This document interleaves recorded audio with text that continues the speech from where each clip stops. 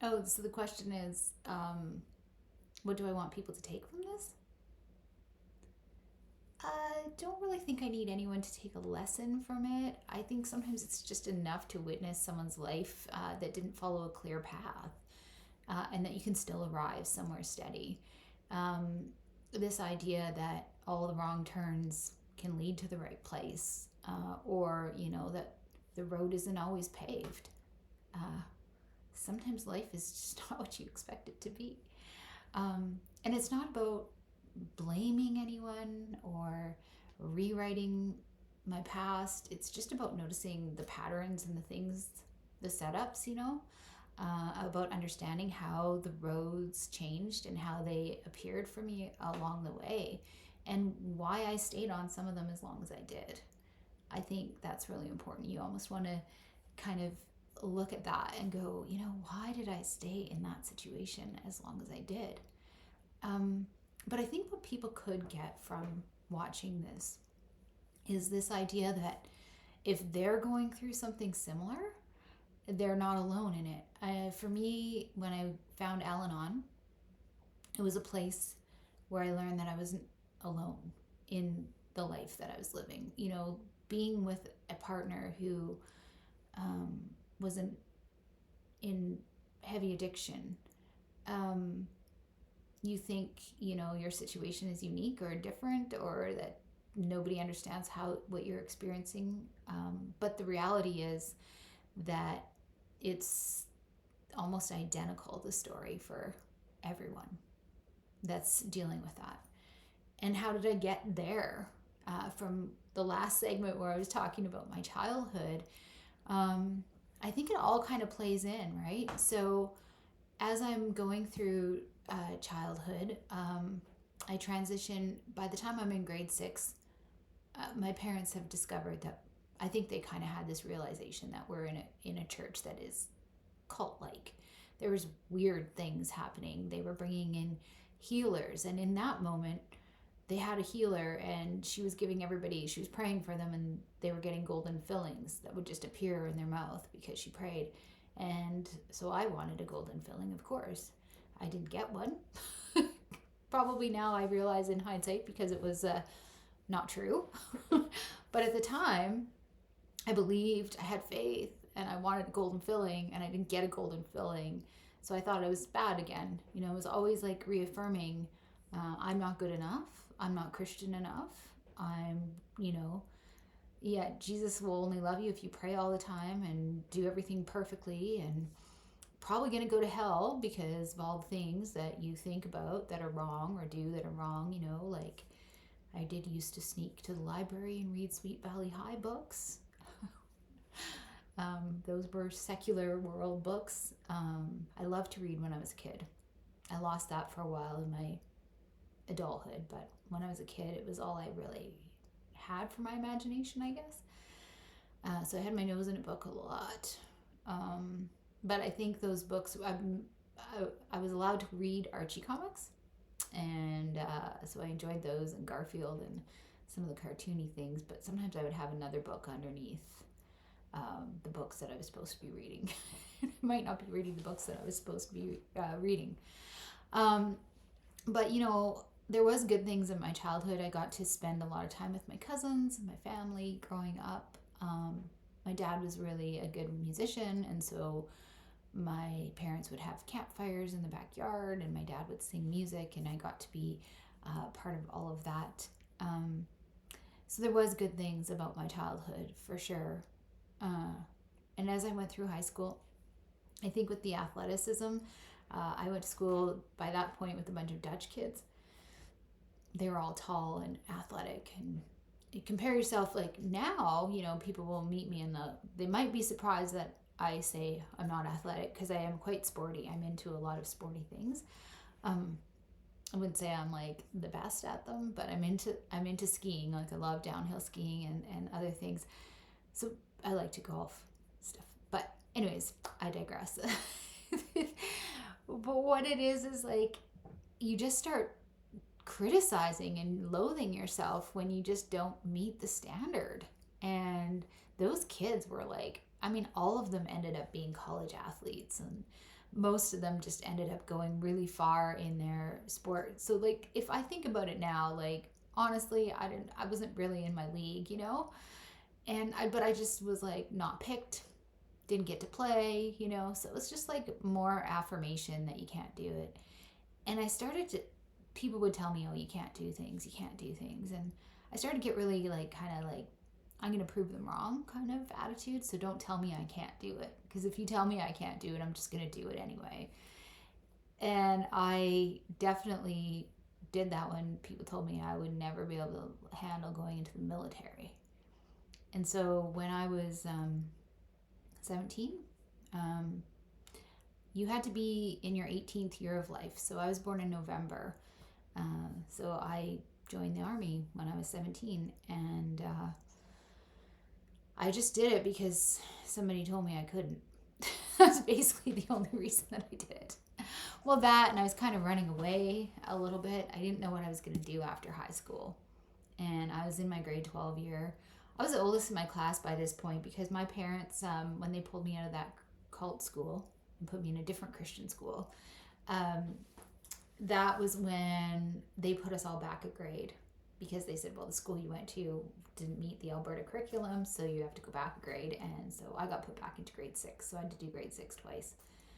But luckily I was born in November, so I started school really young. And so I still graduated high school when I was 18.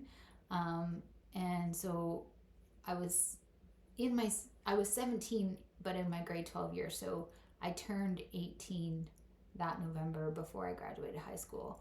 And I joined the military, the Army Reserves. And in the summer after high school, they sent us away to do basic training. It was really tough. And going from Christian school to the military was a bit of a culture shock, for sure. But like I said, I was running away, right? And I was running away because my family was falling apart. My parents, one day my mom used to let me take this car sometimes to school because the town that we lived in was 25 minutes away from school. And I had a boyfriend for a little while in high school. And he and I kind of were like not going to class or whatever. We decided to leave early and go back to my place because my parents both worked. And so I drove him to my house and was very surprised to see my dad there. He didn't know I was going to come home. I wasn't supposed to be coming home. And he was sitting down against the wall crying. I'd never seen my dad cry before. So it was very shocking. And he told me that my mom was leaving him. And I wasn't allowed to tell anybody. So that was hard. Because I had to know that for a little while. And I mean, my siblings didn't know. I think I ended up telling my cousin. Wasn't supposed to, but I did. Who told her mom, who, anyways, it all blew up. And then I felt bad for that because that was my fault because I let the cat out of the bag. But it was an identity crisis for me when my parents split up because they were so religious. Like, it was like, you, in our church, like, you didn't get divorced. It was not an option. And so the fact that my mom wasn't only leaving my dad, but she was leaving my dad for her boss, was like everything they taught me, everything I was supposed to do. Does it even matter? I don't think so. I mean, what's true? What's not true? Am I going to heaven? Am I going to hell? What is this church business? What is this? Clearly my mom's come to some sort of realization that it's not what they said it was, or whatever. I don't know. She wasn't happy, but I mean, I was 17, 18 at the time, and that was just not something I could accept, that my mom was going to leave my dad for someone else. Like, I was very, very, very mad and angry with my mom about it, and I didn't really hold back telling her that, and it caused a huge rift in my relationship with my mom. And, I think because I was in high school, I was already starting to, experiment with different things. I mean, I know my brother was for sure. Um, he introduced me to smoking pot, and he, I think by grade 12, I was, you know, doing things with boys that my parents didn't want me to be doing with boys. um, and I think it wasn't, I think it wasn't until I was in grade 12 that I tried smoking pot with my brother. Um, but smoking cigarettes for sure. When I joined the army, I started smoking cigarettes and doing things that, was not acceptable in the church. But I almost just didn't really care anymore. I had one friend in high school. I was like, well, I had quite a few good friends in high school, but one guy in particular, I was like kind of slightly obsessed with him. Um, if he ever watches this, he'll know exactly who he is. But I was madly in love with him, and I just like everything he told me. Like I took it to heart. I remember him telling me that like he would just say things were the way they were, and he was basically telling me that it was all like not true, and like religion and everything, and that I think he kind of encouraged the fact that like yeah, he kind of said to me, I wish my parents would get divorced because they're not happy. So he kind of like shed some light on things. Like he would say, well, having like talking about sex, for example, and he was like, well, it's normal, it's natural. Like, why are they telling us it's not? Why are they, you know, like this is normal? And like he definitely didn't like feel the same way about me that I felt about him. And he was dating my friends and stuff. But we kind of had a thing that went on after high school, and he was in the military too, so it was probably part of the reason that I joined the military. Because I wanted to hang out, I wanted to be around him. I really liked him. I think looking back, I was like such a child. Like looking back, I'm like, oh my gosh, girl, give your head a shake. Like, do not like do everything for a boy who's not even interested really. I think we were good friends. Like I'll always look back on that and think that yeah, we were probably pretty good friends. But I don't know if like I don't think it was a healthy relationship for me, honestly. In hindsight, I still think highly of him. I love, yeah.